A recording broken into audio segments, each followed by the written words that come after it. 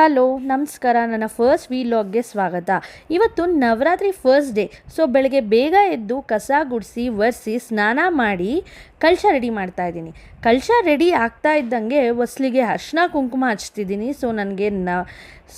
ನನಗೆ ನವರಾತ್ರಿ ಅಂದ್ರೇ ಸ್ಪೆಷಲ್. ಆ 9 ಡೇಸ್ ನಮ್ಮ ಮನೇಲಿ ಹಬ್ಬದ ವಾತಾವರಣ ಇರುತ್ತೆ. ನಮ್ಮ ಮನೆ ತುಂಬ ಸಂತೋಷ ಸಡಗರದಿಂದ ಇರುತ್ತೆ. ನಾನು ಈ ನವರಾತ್ರಿನ ತುಂಬ ವರ್ಷದಿಂದ ಮಾಡ್ತಾ ಇದ್ದೀನಿ.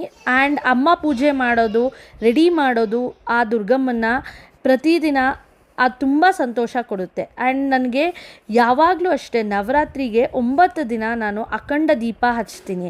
ಆ ಹಚ್ಚುವಾಗ ನನ್ನ ಮನಸ್ಸಿನಲ್ಲಿ ಏನು ಬೇಡ್ಕೊಳ್ತೀನೋ ಅದು ಅಮ್ಮ ನನಗೆ ಮಾಡಿ ಕೊಡ್ತಾರೆ, ಯಾವಾಗಲೂ ಕಾಪಾಡ್ತಾಳೆ. ಆ್ಯಂಡ್ ನನಗೆ ಅಮ್ಮ ಪೂಜೆ ಮಾಡಬೇಕಂದ್ರೆ ಎಲ್ಲಿಲ್ಲದ ಸಂತೋಷ, ನೆಮ್ಮದಿ, ಉತ್ಸಾಹ.